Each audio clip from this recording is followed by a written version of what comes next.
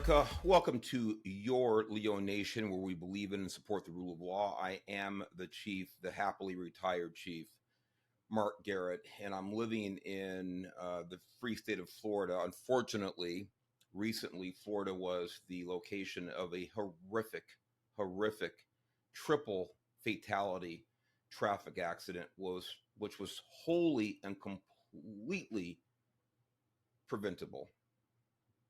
And as the tagline here says, that we believe in and support the rule of law. And there's some states out there that clearly don't support the rule of law.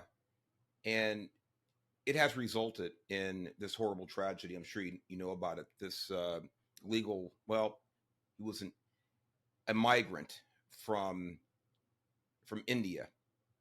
Talk about the details about this real quick. But driving a big rig, makes an illegal U-turn, probably weighing 70,000 pounds. This 18-wheeler, 3 people in one vehicle are killed instantly.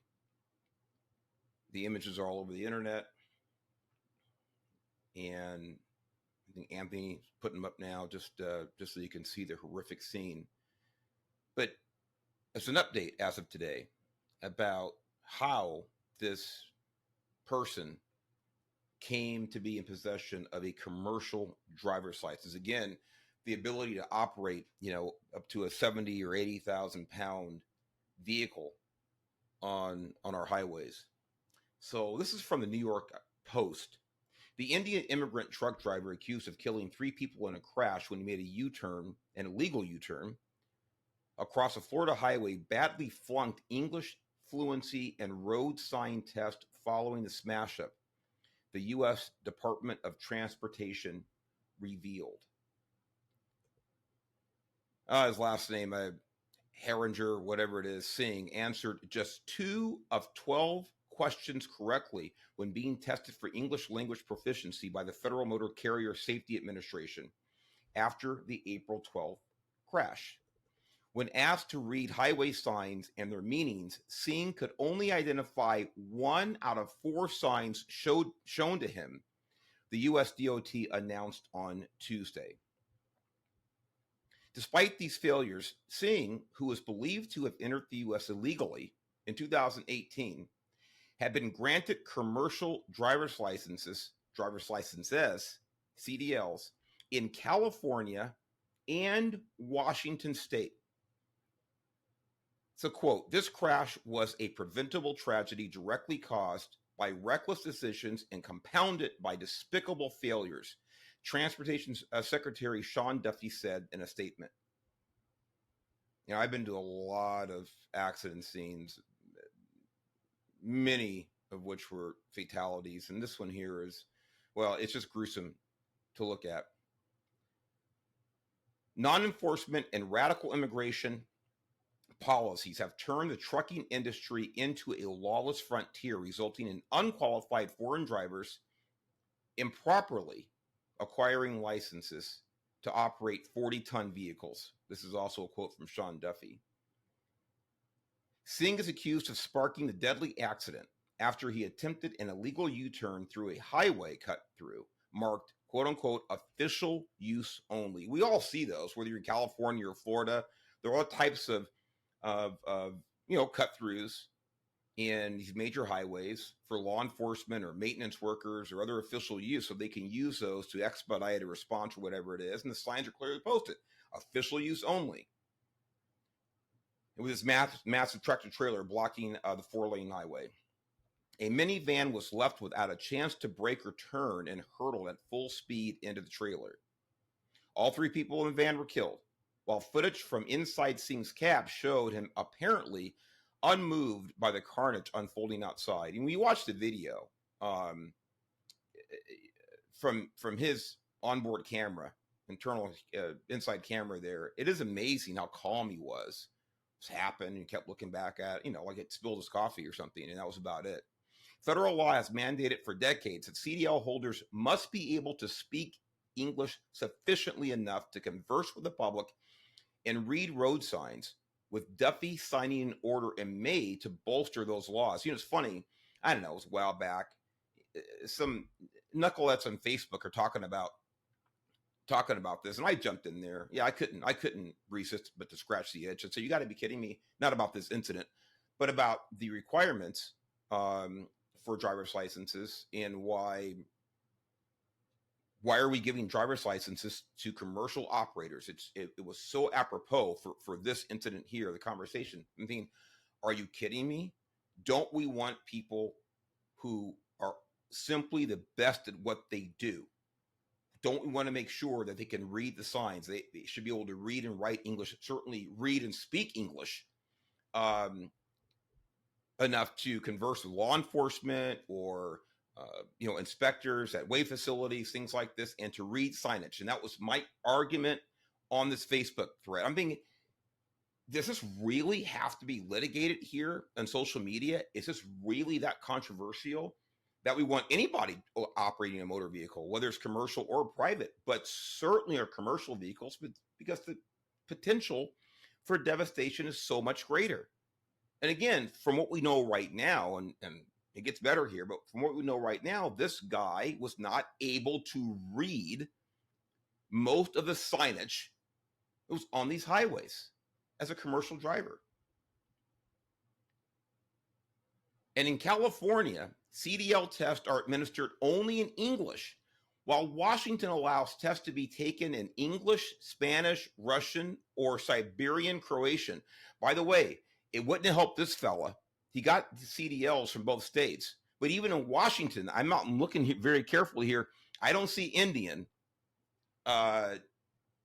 Hindu. Somebody call me out for being politically incorrect.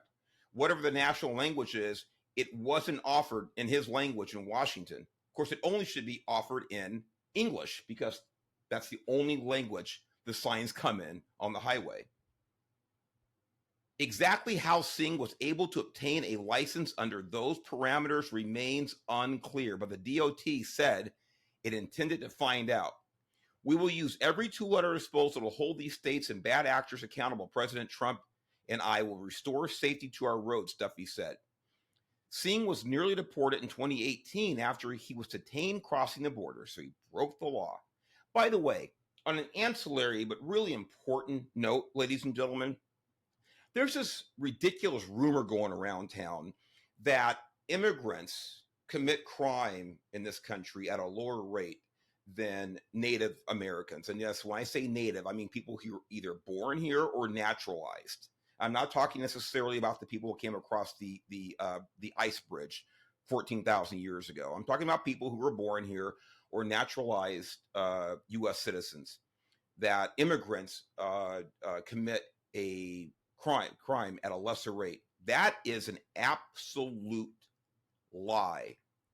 The truth is, people who immigrate here legally actually do commit crime at a lesser rate than natural born Americans. That is true. So when you hear that, go ahead and clarify the nutcase who's telling you that people who take it on themselves to enter our country legally somehow are more likely to abide by the law once they get inside of our borders.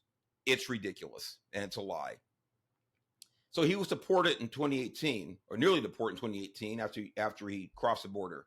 Released on a $5,000 bond in January 2019, telling U.S. Citizenship and Immigration Services that he feared returning to India, police sources previously told the Post. But he has been in immigration proceedings ever since. Under the first Trump administration, he was denied a work permit, but was granted one in 2021 under President Biden. Details which sparked a social media spat between California Governor Newsom and his office and the Department of Homeland Security. Singh received his Washington CDL in 2023 and his California CDL in 2024, the DOT said. He was arrested in California Saturday by U.S. Marshals on 3 counts of vehicular homicide.